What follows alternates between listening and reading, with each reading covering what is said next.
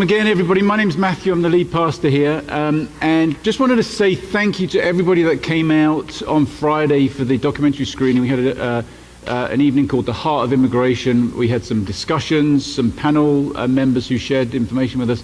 It was a really wonderful evening. Thank you so much for coming. We've got some pictures, I think, here. And that evening was run by our Guatemala team and also our economic justice team. And somebody from that team, that economic justice team, is going to come up here in a moment, and also from our racial reconciliation team, just to share with us, because during the season of Lent, we've been emphasizing different areas of our church, as you know, from two perspectives, really. One is to kind of share the information and inspire us about the amazing things that are happening in our church community, and also to inspire us to give, because we've got these higher goals during the Lent season for giving. And actually, just check out the back of the flyer. You've probably got one of these when you came in, and you'll see that we are bang on course with those higher goals, right? We're at 100% for the year to date. We've had a little bit of up and down through this season, but mostly up. So thank you, everybody, for continuing to give so generously. Let's keep it up for the remainder of this season. And without further ado, I'm going to invite Tina and Sarah to come up, and they're going to share with us a little bit about economic justice and racial reconciliation. So let's give them a warm welcome. Hey, good morning. My name's Tina, and I serve here on the economic justice outreach partnerships we have. I have some pictures that are going to kind of run as I talk, and then I'm going to be very modern and read from my phone, actually. So I grew up here in Burtonsville, and even though this is a very transient area, I run into people from Burtonsville and Silver Spring all the time. So that happened to me about a month ago at an event. A woman and I were both volunteering in Silver Spring, and we kind of got to chatting, which I do because I'm obnoxious and I chat with everybody. And so we were chatting, and we realized we had some mutual friends. We actually went to the same high school, and then she shared that she has children at Greencastle Elementary School close by one of our neighbors. And so I told her a little bit about Cedar Ridge and some of the work that we're doing there, and her expression changed a little bit, and so I kind of kept going, but I thought maybe I hit a nerve or something. But she was very vulnerable with me and shared that she and her family have actually been recipients of some of the programs that we support. So we had an awesome conversation. We shared contact information, and then I reached out to her about a week ago and asked if she'd be willing to share her story, and so she did. So I'm going to read an email she just shot me this week, and then I'm going to share a little bit about how your financial giving has impacted the programs that we're partnering with, and then how you can get a little bit more involved if you'd like to. So this is from TG. I'm not going to tell you her name.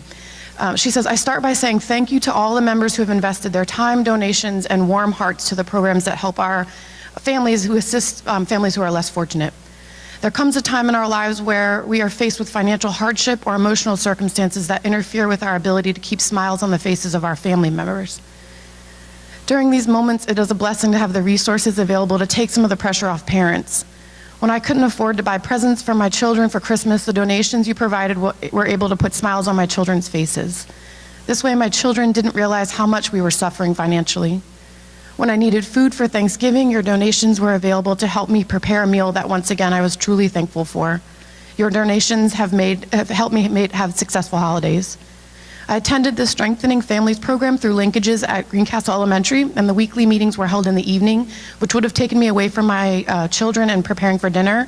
But Cedar Ridge has provided meals that were donated during those sessions to help me worry less about what they'd be eating for dinner and focus more on the valuable information provided during the program.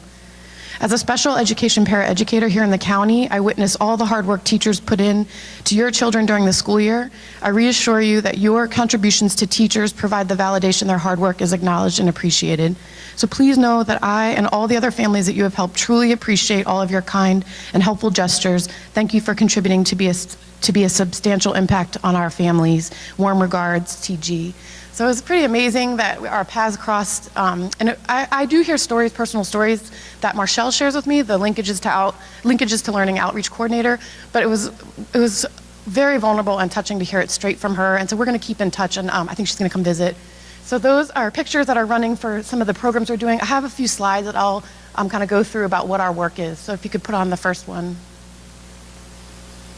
So what we do on the economic justice team, or the economic justice outreach, our main kind of three focuses are contributing to local food programs to help those experiencing food insecurity, We partner with local organizations serving those experiencing hardship. So organizations that are already kind of set up and running and doing work on the ground, we're partnering along with them.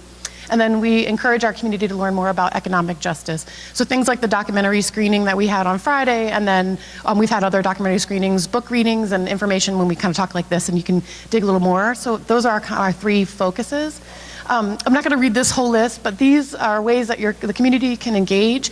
I'll be out in the lobby, so if you want more information, I can talk to you in person. I could also put this on the Facebook page. And if you go to the Cedar Ridge website, there's information about some of the individual programs we're doing. But if you have time and energy and you want to chip in, please come find me and I'll put you to work. And then on the last one, and this is why we're talking today, why your giving is so important. So we have giving kind of in 2 ways for the economic justice team. Tons of in-kind giving. So you guys have been over generous and giving the food kits for the food and backpack program, donating food and supplies for Sophia's house, for Greencastle, for Thanksgiving baskets and Christmas. So in-kind donations have been pretty fabulous, but financial offering is also fabulous. We will take your cash and put it to good work. So there's kind of the list of some of the things that we've purchased this year using your amazing, generous donations. So gift cards for families in need, bins for transporting all our food that we're donating, fresh produce to add to the Thanksgiving baskets, supplies and donations for our service days, which is coming up soon, so we'll talk more about that in the coming weeks, and then supplies for documentary screenings and other things we're doing. So thank you very much for your support. Your money is going to serve our local community in really powerful ways, so thank you very much. Wow.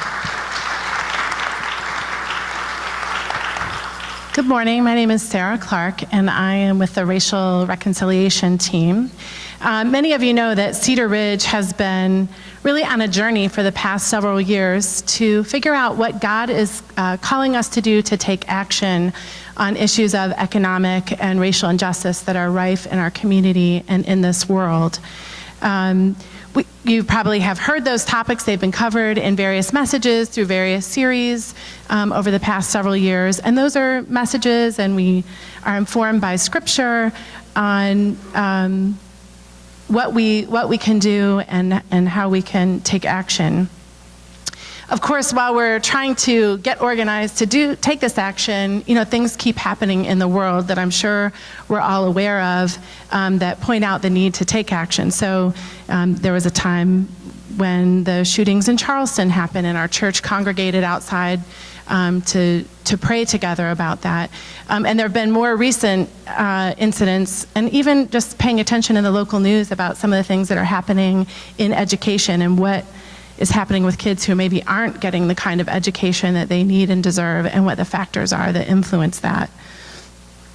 In the past year, we've engaged in a number of activities that many of you have participated in. We did a half-day workshop that sort of focused on how U.S. history relates to what's happening in today's headlines, so a little bit of a connection between ripped from the headlines and where did all that come from. We've also organized a couple of book studies where we were focusing either on the criminal justice system or inequities in education. And I would say if you haven't had a chance to read Brian Stevenson's book, Just Mercy, I invite all of you to do that, and I have a copy I'd be happy to loan you. We have decided to focus on education. Part of our process in the past couple of years has been figuring out, in just such a big issue in so many areas to take action, where can we focus? So kind of being inspired by the Guatemala team and the deliberative process that they went through to kind of form and figure out what to do. Rachel Anderson led a group of folks from Cedar Ridge through a kind of research and action piece where we were learning about education issues in Maryland. We talked to folks from the Greencastle Elementary team to kind of get some firsthand understanding of how the issues that we're looking at show up in Greencastle and what's happening there and practical ways to take action. And these are really tough issues, of course, and we realize that these are things that we cannot address alone.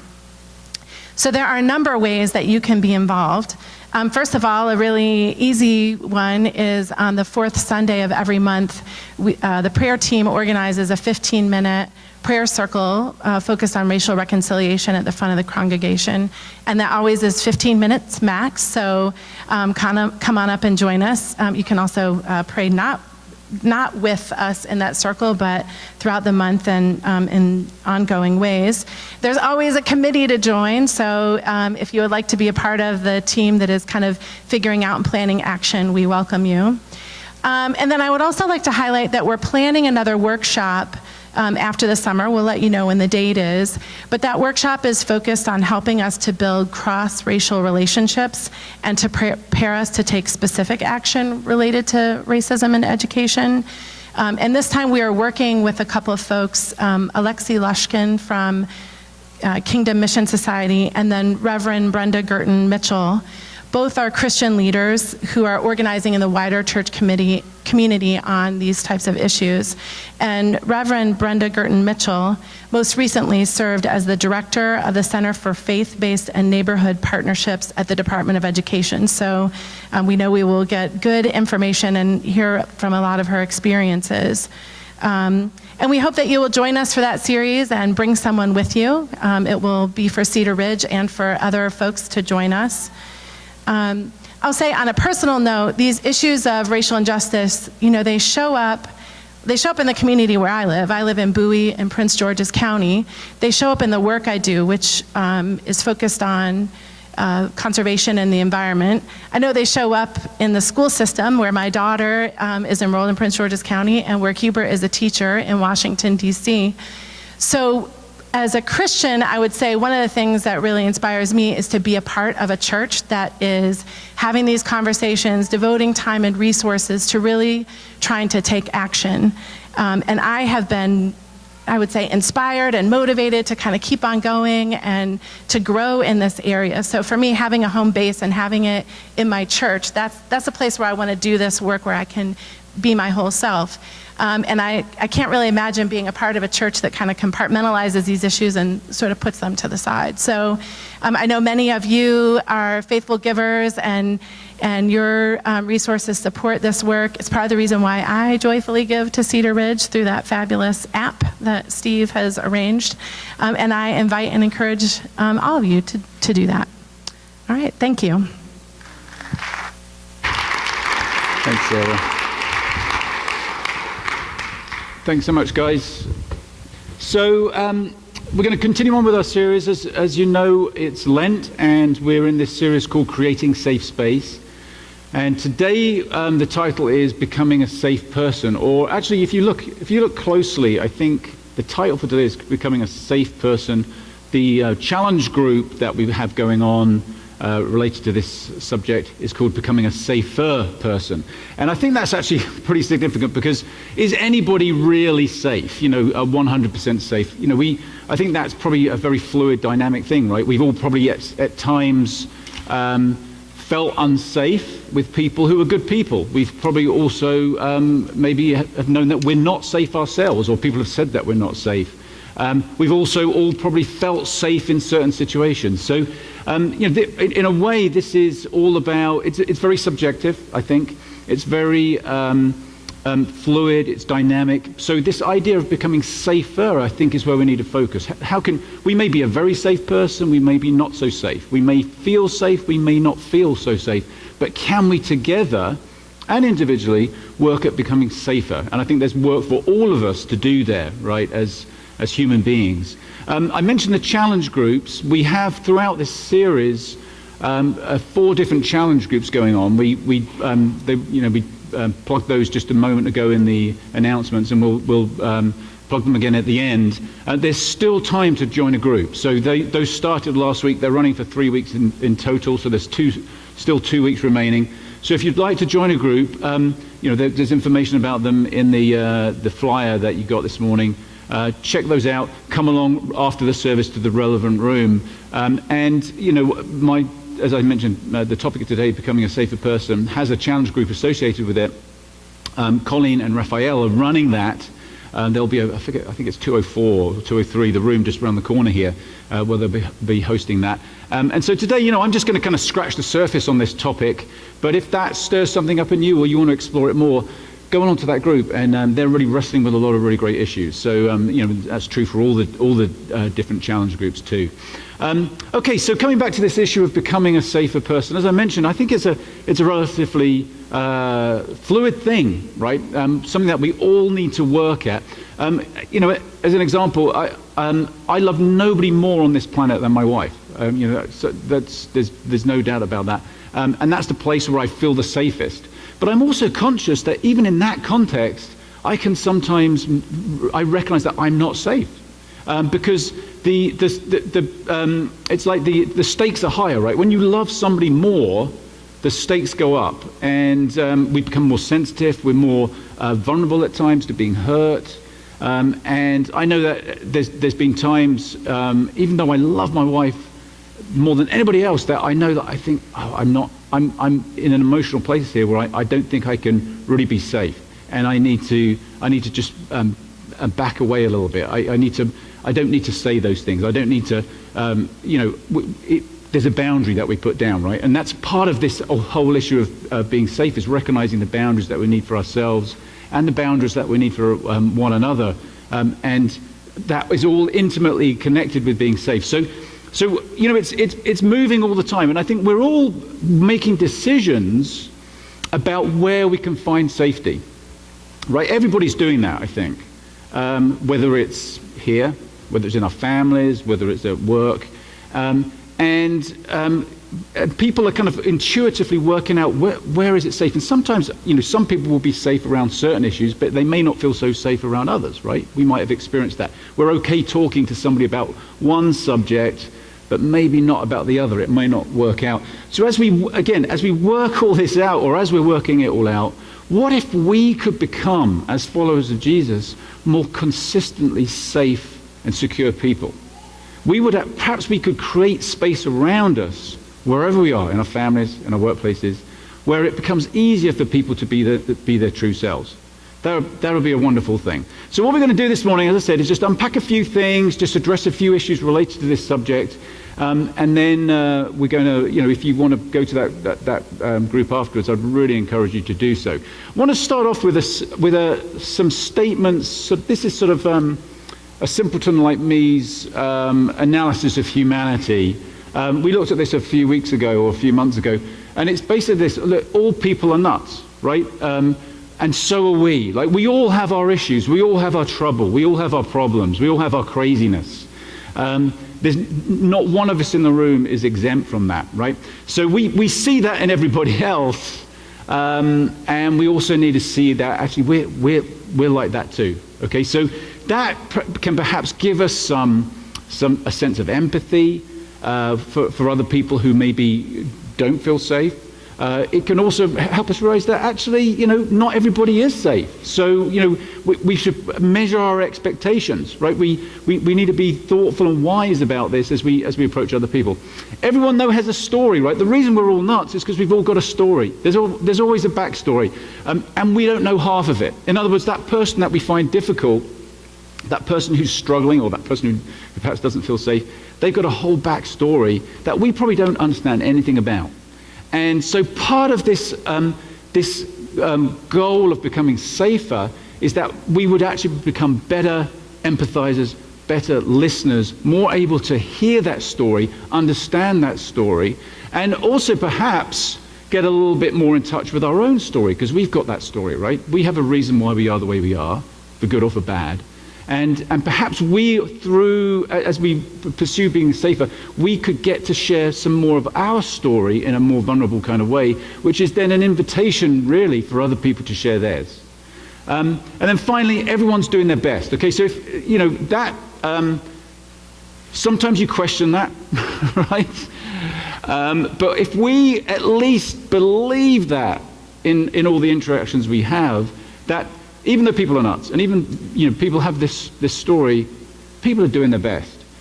That's going to give us an opportunity to enter into the engagement in a much more confident way, in a much more positive way than if we're actually believing the worst about that other person. So all people are nuts. Everyone has a story. Everyone is doing their best. It's like perhaps they're little humorous, bizarre statements, but I think we can all probably relate to those as in some way being true. So in the context of all that, knowing that that's true about everybody around us, it's also true about ourselves.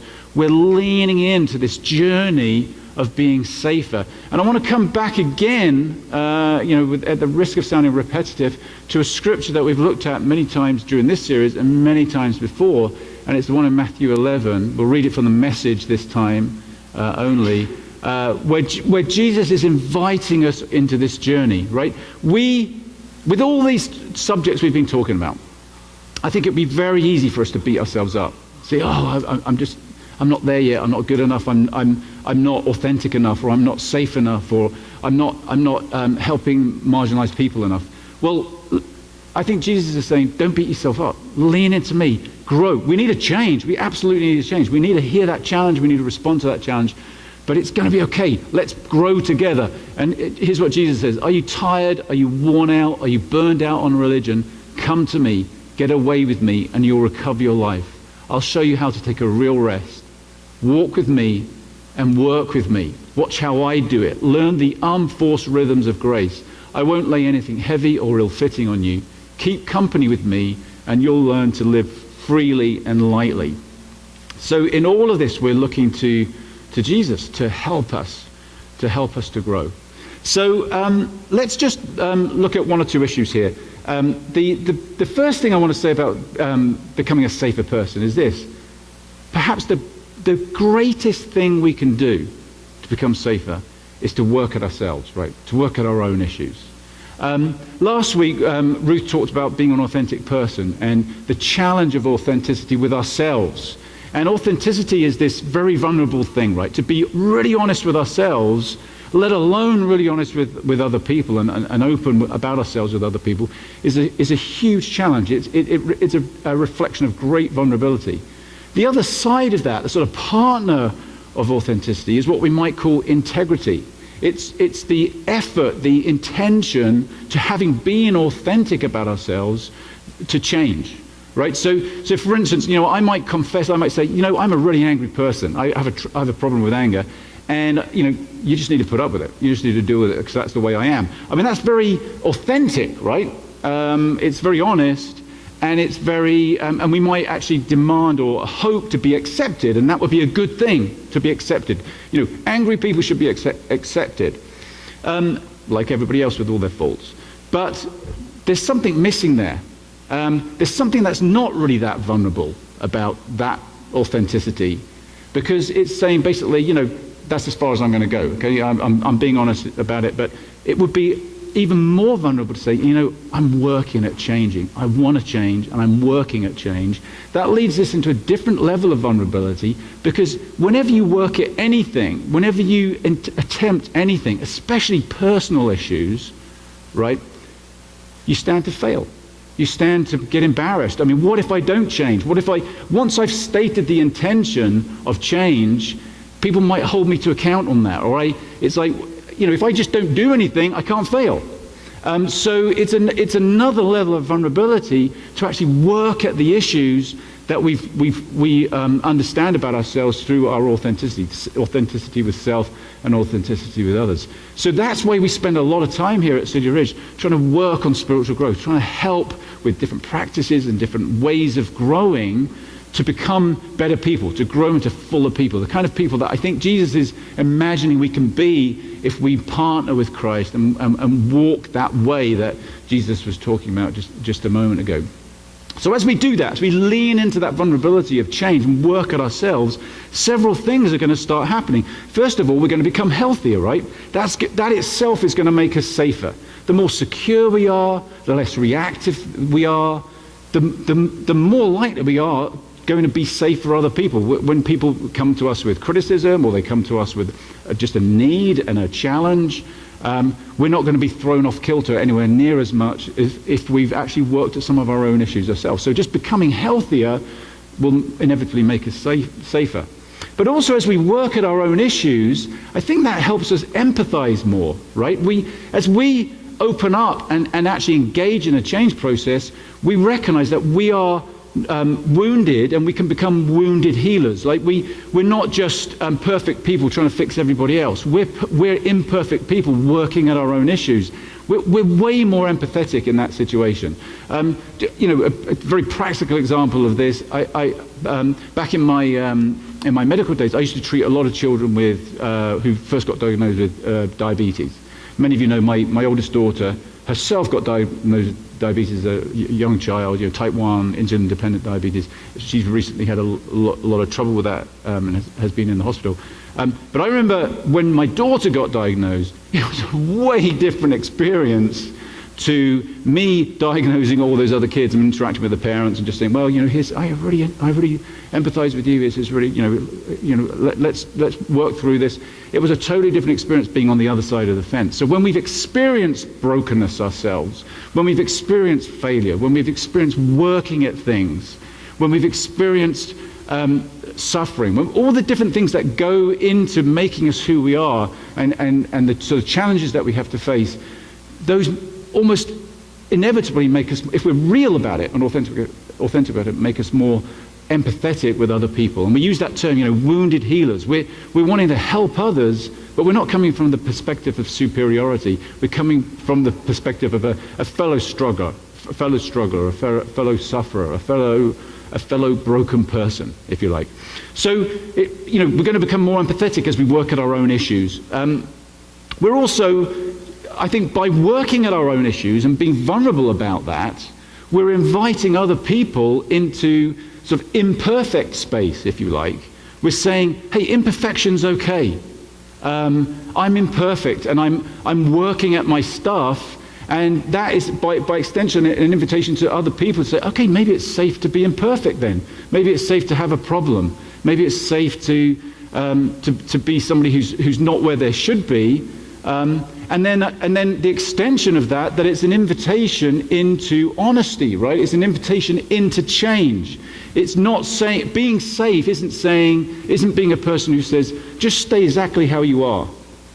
I mean, that acceptance means accepting people where they're at, right? That's an important part of safety. But it's not the whole thing with safety. It's saying change is possible. It means it's an invitation into honesty to say, look, I'm being honest with myself. By extension, you can be honest about yourself. You can be honest about where you need a change.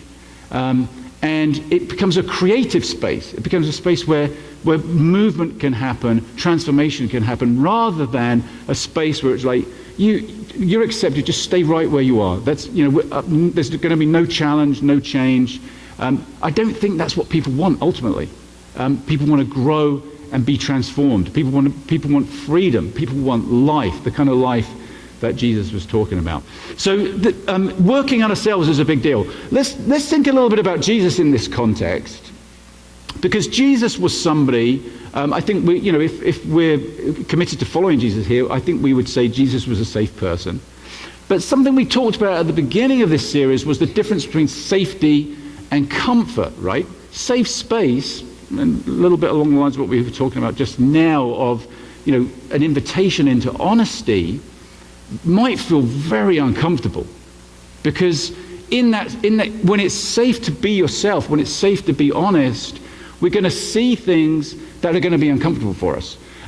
When it becomes safe, people might be able to challenge us in an atmosphere of safety, and that's going to create some discomfort, right? So with Jesus, we see that all the time. Jesus is a very safe person, so he's got people from all different walks of life who are drawn to him, who connect with him, who he includes. But we've also recently read some scriptures about Jesus challenging the heck out of people. Like the woes that to the Pharisees and the lawmakers that we read a few weeks ago at the beginning of this series. It's uncomfortable to be around Jesus. I think that discomfort was for insiders, the people on the inside, people who were in Jesus' circle.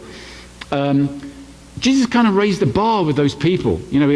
With his immediate followers, some of them left, some of them withdrew, because it was just he was holding us to a level of love, at a level of acceptance that was really, really hard and really, really challenging.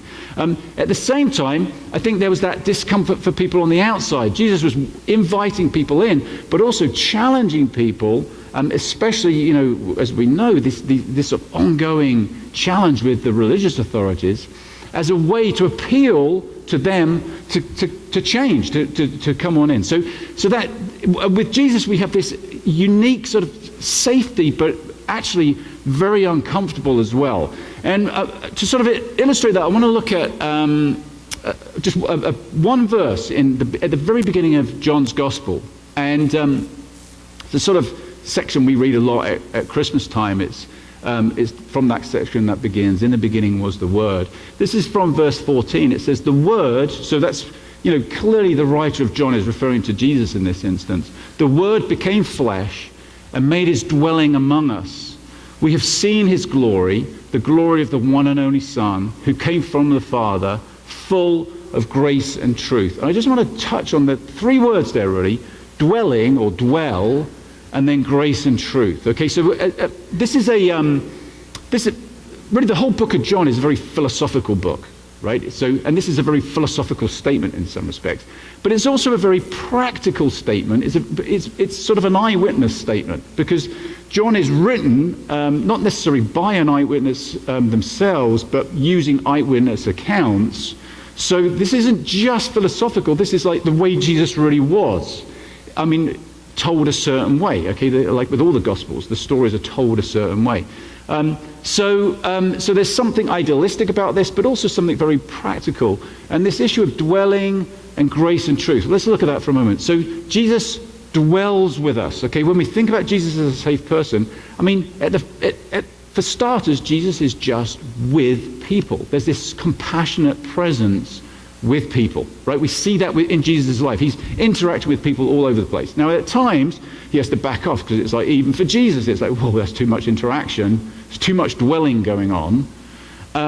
But Jesus is out there.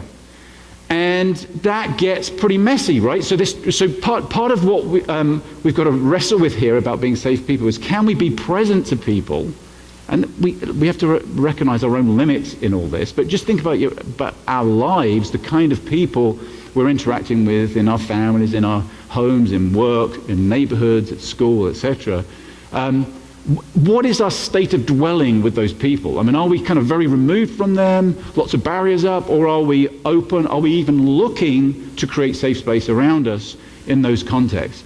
And are we willing for the kind of messiness that's going to bring? Think about Jesus, all the messiness that was created around Jesus' life. I mean, some of it kind of very hostile messiness, some of it was just misunderstanding. I mean, if we're going to be vulnerable, if we're going to open up, if we're going to be dwelling, create this sense of dwelling with people, we're going to have messiness around us. We'll be misunderstood. We may be accused of different things. We may be misrepresented. We may be positively challenged, in good ways. I mean, it's all good and bad, right? That can happen. That's going to be messy. So we might start getting feedback about ourselves even, and like, oh, I wasn't ready for that. How do I want to handle this? So are we ready for that messiness? Are we willing to be open to that messiness? With this issue of grace, I don't think that's too hard for us to comprehend about Jesus. Maybe to internalize it is much harder, but we're kind of familiar with Jesus is accepting, Jesus is loving. We've talked a lot about God is love, and Jesus is the manifestation of love. Jesus is the fullness of God. Jesus is the perfect representation of oneness with God. And that flows out of Jesus' acceptance and love, and what we would call grace, where there's sort of seeing beyond people's faults and seeing beyond, seeing into what might be possible in somebody's life. So can we follow the example of Jesus and be full of grace and be accepting and look beyond perhaps the initial interact, perhaps look to the fact that this person might seem nuts, but they've got a story, right? And Jesus was constantly engaging with people and hearing their stories, and sometimes he seemed to just intuit people's stories. He would interact with somebody and seem to know what was going on? And is that just sort of some kind of divine inspiration, or is that Jesus was just really tuned into people? Could be either. Maybe it's both. But either way, there's that grace connection that seems a crucial part of what it means to be a safe person, where we're not judging, we're not dismissing other people. And then there's this issue of truth, and this is sort of perhaps the other side of grace. They're not opposites. They're both part of the same dynamic, but Jesus was really honest. We just talked a minute ago about the fact that Jesus was very challenging. Jesus didn't mince his words. Jesus was very loving. He wasn't disrespectful or kind of dismissive or just, I don't care what I say, I'm just going to, But Jesus was very honest. And so this issue of honesty, let's think about that for a moment, and how that impacts us being safe. Honesty, as we mentioned earlier, is about authenticity, right? It's about being honest about ourselves, and that being an invitation to others to be honest. Honest is also going into the vulnerable space of speaking the truth, and sometimes that is really hard, right? To say what we think is right in a given instance. Now, most of the time, truth telling about other people is probably none of our business whatsoever, right? I think most of the time. If somebody else has got a problem or somebody else is annoying us, it's really not our place to say anything. Sometimes it's kind of our responsibility to say something. We might be parents, or in families, or we have responsibilities in workplaces, or maybe it's an issue of injustice where we're compelled to speak out. And there's, that can be uncomfortable, right? We don't necessarily want to do that, but it's our responsibility to do it. So we have to do it. And but whenever we do that, and whenever we're called to do that, we have to do that in love, right? This is the connection back to grace. That if we're doing it out of judgment, if we're doing it out of defensiveness, if we're doing it out of whatever spirit it is, that doesn't feel safe. But Jesus seems to be able to tell the truth. And communicate that in this empowering way that creates space for people to be transformed, for people to change. And as we said earlier, isn't that what people want? You get this sense that people around Jesus are longing for something more, longing for something different. They want life. They want to be set free. And many of the people that Jesus engaged with and shared truth with responded in this amazingly positive, beautiful way. But obviously we also know that some people walked away from that. And even some people went a step further and persecuted Jesus, even, think about what happened to Jesus in the end. So it gets messy, right? It doesn't always work out necessarily the way we want it to be. But we've got these dwelling, grace, and truth elements that seem to be the constituents of safety as manifest by Jesus as he's engaging with people in daily life. I want to just talk for a moment, just sort of transition there a little bit to perhaps emphasizing more this dwelling issue at a practical level, and talk a little bit about compassionate presence. Okay, so at a practical level, and again, we're just scratching the surface on these issues this morning, and I really encourage you to go to that group, if you want to really dig more into some of this stuff. But this, I want to just focus, there's many issues we could focus on, but I want to focus on one of them, which is compassionate presence. We get an opportunity in our lives because of our daily activity to practice compassionate presence. In other words, we're probably not going to get up tomorrow morning and sort of get up and say, right, I'm going to go out to be a safe person in this way, that way, and the other way, and take on the 27 safety projects or whatever. It's like, how do you go about doing that? But we're all going to get up tomorrow morning and go to work or go to school or have some kind of interaction with somebody, and we have this opportunity in that context then to practice compassionate presence. Now, we've talked about compassionate presence quite a lot over the years here.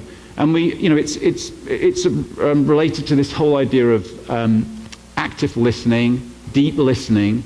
I think these terms here, warmth, empathy, and respect, will probably be very familiar to us. We've had workshops on these, and you may have been to workshops on listening skills and that kind of thing at work or in other settings. So I don't want to go. I'm not going to talk too much about these. And actually, I've got a little handout here, which you can come and grab off me afterwards, which summarizes some of the things we've talked about over the past few years, and has some sort of practical guidelines that might be helpful if you want a little bit more information about it. I think the challenge group are going to sort of touch on some of these issues too. But let's just think about these things as ways that we might be able to practice being more compassionately present to others. There's this issue of warmth. All right. So how can we've all read the research, I'm sure, that when you think about verbal communication, verbal interaction, 55% of that interact is actually non-verbal, right? It's body language, and it's sort of and we all know that, right? When you're talking with somebody, and if they're tutting or they're turning away from you, or they're huffing or puffing or rolling their eyes, we're getting the message. It doesn't matter what's being said. And so, body language is a really important issue there. Tone of voice is about another 38% of the interact. So, sort of sarcastic tone, or a short, perhaps impatient tone, or harsh tone, or whatever. Tone of voice, that's another 38%. That just leaves 7% for the actual words. So the words we choose the impact in some respect is minuscule compared to body language and tone of voice. And body language and tone of voice are all to do with what's going on the inside, right? It's to do with how mad we are, how upset we are, what we really think of that other person, whether we think they're crazy, whether we care about whether they have a story or not, all that kind of stuff, right? So, and we all know we all own this because that's what we're like. We've experienced it from others, and we know we've been like that ourselves. So this issue of warmth I think there's a massive deal here, because it all affects what we might call our affect, right? The way we come across. And so one thing we need to think about is how, like in every daily situation, at work, at school, at home, what is our affect? Are we coming across as open and kind? Are we coming across as short and mean, critical? Are we coming across as loving, empowering? Just thinking through those things, and how does that come across? Is it through our body language? Is it through our tone of voice? Is it through what we actually say? What's going on there? So that's something I think for us to think about, because if we have a more negative, closed off affect, then probably we're not going to feel, even if we're actually good people, we may not feel very safe to others. We're not going to feel very approachable. And we're all different personalities, right? We're all different personalities. So I think this issue is relevant for all kinds of different personalities. For instance, we might be a more emotive kind of person, and our affect might be off-putting because we're very verbal and critical, and we kind of wear our emotions on our sleeve, and that might be our challenge, right? We need to just work on that and be conscious of it and be more intentional about it. But likewise, we might be a very withdrawn person, a less emotionally expressive person, and that affect then can communicate withdrawnness, or I'm not really all that interested, or a sense of unhelpful mystery, where it's like, what are they really thinking? What are they really feeling? Right? And that can be a little off-putting too, and a little intimidating. So again, I think this isn't just about outspoken personalities. This is about all of us really thinking through just how do we come across? What's our affect? What's our demeanor? And it intentionally affecting that. Another aspect of this that we've kind of touched on already, I think that's important here, is do we share weakness, or how do we share weakness, right? So, for instance, if going back to working at our own stuff, if we're in a place of self-hatred, when we were talking last week about authenticity with self and being more accepting of self, and we've talked here several times about the importance of self-love. Jesus says, love others as you love yourself. If we've got a negative view of ourselves, often what happens is either we don't talk about imperfection, because it's like, we're just so mad at ourselves about it. Or when we do, when we fail, or when imperfection comes out, we're super critical of ourselves. We're super condemning of ourselves. And what that communicates is it's not okay to fail, right? So we're making it all about us, but really what we're doing is making it not okay for everybody else. Like if I'm, and let me say, I'm prone to saying, oh, I'm such an idiot, I'm such a failure, oh, I really messed up, I'm useless, right? But that's not really helpful to anybody around me, even if they agree with it, right? Because I'm really saying this is not acceptable, and if it's not acceptable for me, then it's probably not going to be acceptable for you, or I'm not going to accept you. So we have to think about these things. So there's some food for thought there, I think, for all of us about how do we come across, what do we need to change, how can we walk with yoked to Jesus, how can we be invited into change by Jesus around those kinds of issues. The issue of empathy, again, we've talked about this a fair bit, and it's about putting ourselves in somebody else's skin. It's about seeking first to understand rather than being understood. It's about, it's different to sympathy, right? It's not jumping in, and if somebody's sharing something with us, some heartache or some difficulty, saying, oh, I know exactly what you mean, I've been through that myself, or if somebody's sharing something with us about how they've been hurt by somebody else, saying, yeah, that person's such a jerk, aren't they? I know. That can feel very empowering. It's not really very helpful. And we've talked about mirroring and sort of reflecting back to people rather than putting ourselves in their skin, owning all their own emotions.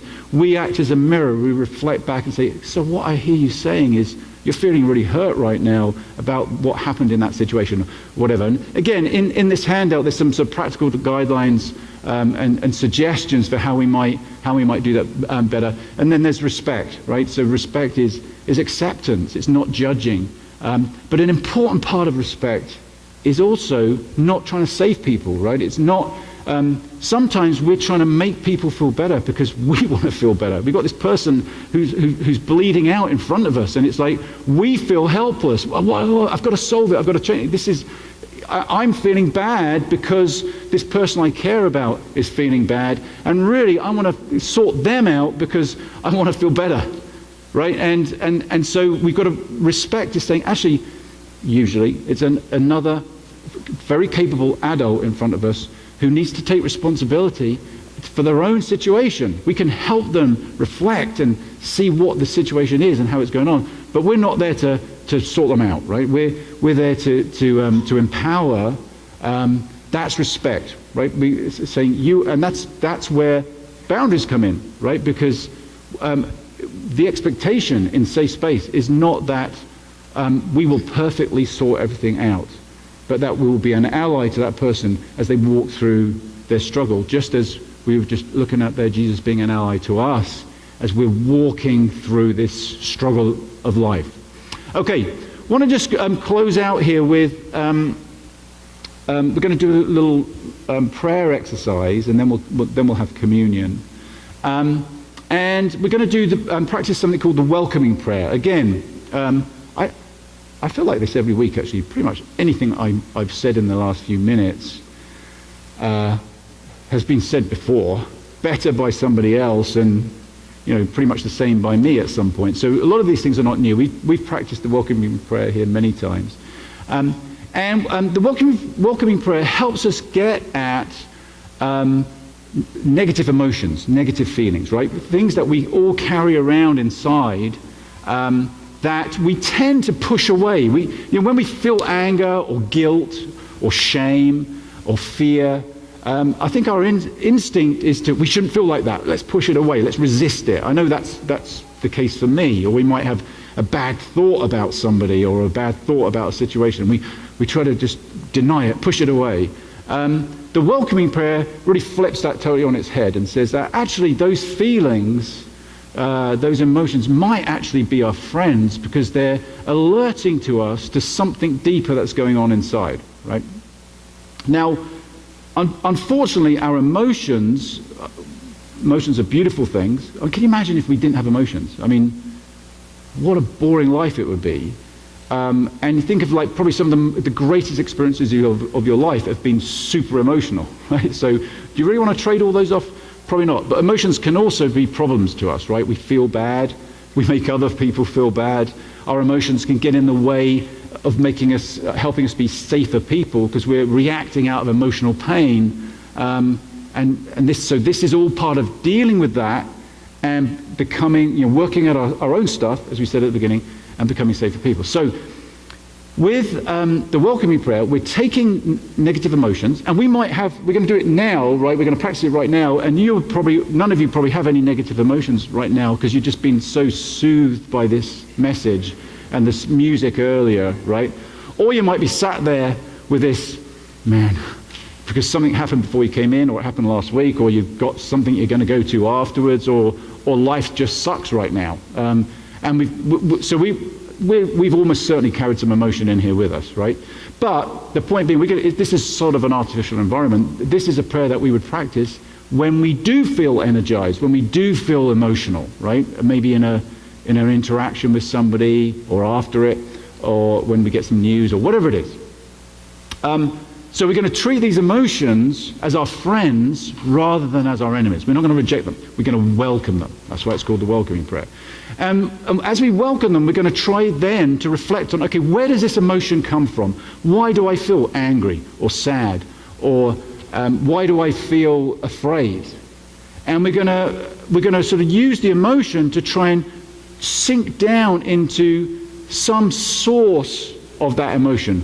And we have three sort of couplets here that welcoming prayer boils down basically human needs and desires into three couplets. I mean, it's kind of got to be an oversimplification, right? But if we had 27 of these, nobody would remember them, right? And so we're trying to do this welcoming prayer. Oh, I've got to let go of the 27 things. I mean, it's not going to work. So I think these are pretty good. These are pretty comprehensive. I think most of us can relate to these three. So the first one is we all have a need and desire for esteem and affection, right? So we want to be loved. We want to be respected. I mean, esteem is different to affection, right? I was telling a story about my violin teacher the other day who was kind of less than nurturing. When I used to go to those lessons, I wasn't thinking, I wish he was more affectionate with me. I mean, that would have been kind of weird, right? But I wanted him to esteem me and say, great job, or whatever. So, in certain relationships, we just want affection. In certain other relationships, it's esteem. We want to be admired. We want to be congratulated. We want to be approved of, right? So these are all normal, basic human needs and desires. Let me say, there is nothing wrong about any of these, right? We're not trying to deny our need for these. We're just recognizing that at certain points we get emotional because these needs aren't getting met, all right? Safety and security, that's something we all want. We all want to be safe. We all want to feel secure, right? That's a normal human need. Power and control. We all need control over situations, over our environment. We don't want to be powerless. That's not a good place to be in, right? So what we find is that when we kind of trace that emotional reaction down, it comes from one of these, at least one of these, not desires and needs not being met. It might be, I'm feeling really angry right now, and the reason is because I'm just not feeling validated, I'm not feeling valued. Or it might be because I don't feel my kids love me enough. They just haven't called me in the last fortnight.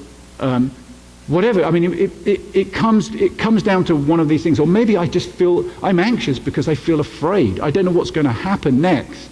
I feel like I'm not sure how that person's going to behave towards me. Or I don't know what's going to happen when these talks with North Korea happen, right? I mean, it could be a big issue like that, right? So I think you can see how these things play out. Again, I want to emphasize, because we're going to let go of these, right? Part of the welcoming prayer is then to let go of the demand to have that desire and need met in the specific situation we're thinking about. Okay, we're going to let go of the demand for it. But what we are not saying, this is so important, we are not saying that that's not a right desire, right? We're not trying to deny our needs or deny our desires. We should be esteemed. We should get affection. Like if we're in a relationship where we don't feel we're getting affection, that's not right. The trouble is, we can't demand it. We can't make it happen. And that's why we have the reaction, right? We get emotional and angry or anxious or bitter or whatever it is.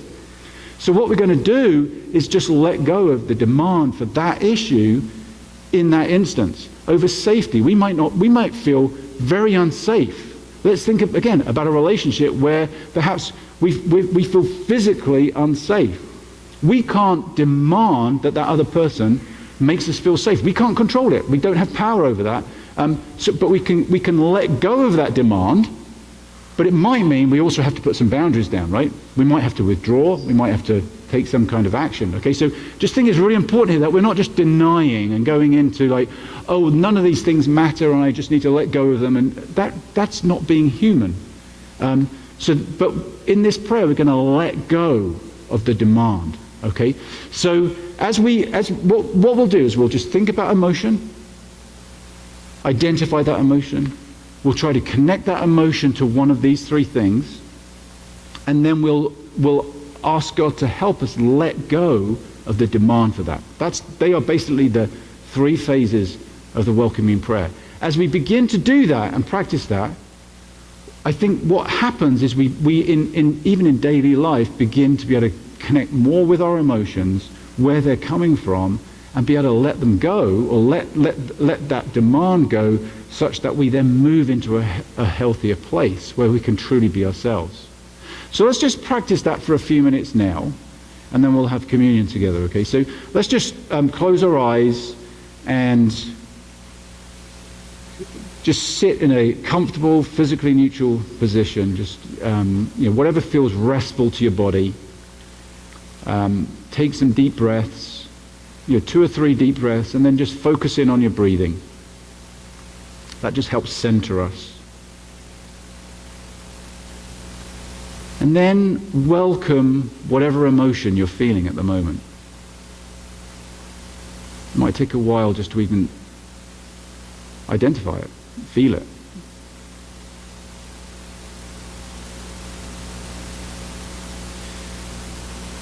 Sometimes it can help to put your hand on a part of your body where you are feeling that emotion. Our emotions are very physical as well. Just to get in touch with it.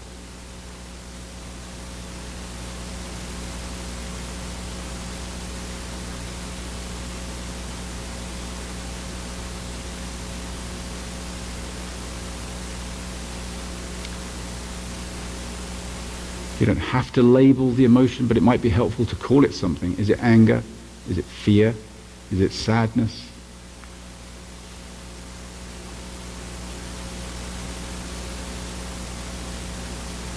And then welcome it. It'll feel uncomfortable, but welcome it. Welcome fear. Welcome sadness. Welcome anger. Welcome guilt. That's going to feel unnatural to welcome it, but it's going to lead us somewhere. It's going to show us something.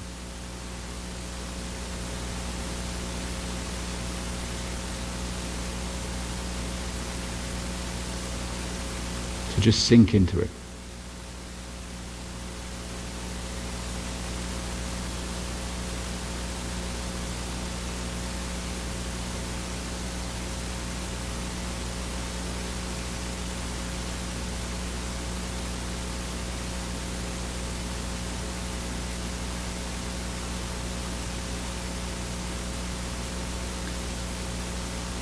Now,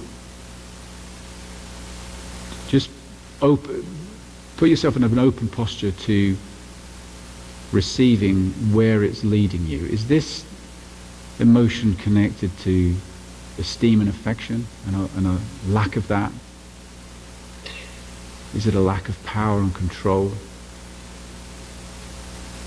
Is it a lack of safety and security?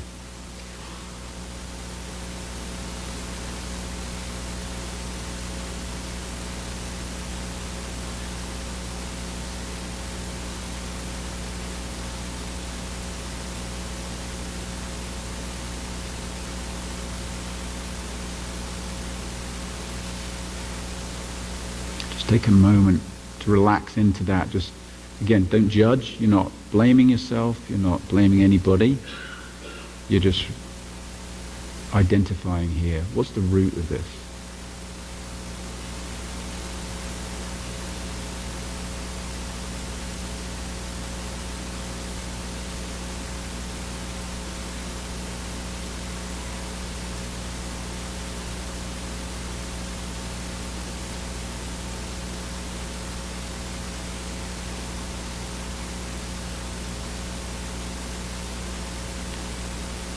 Once you've done that, and none of these stages are easy, so that's why we practice them.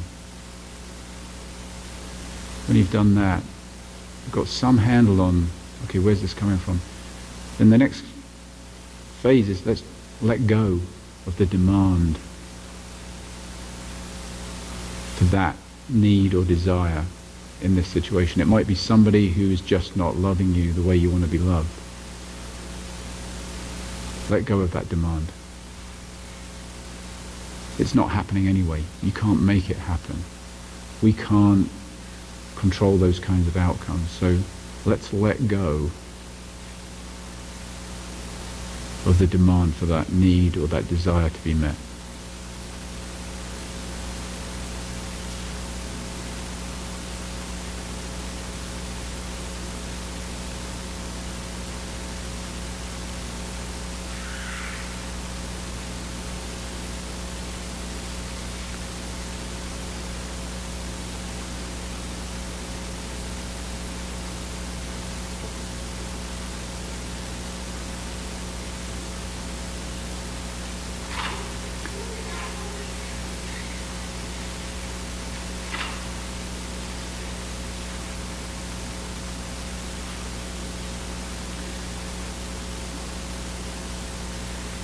Okay.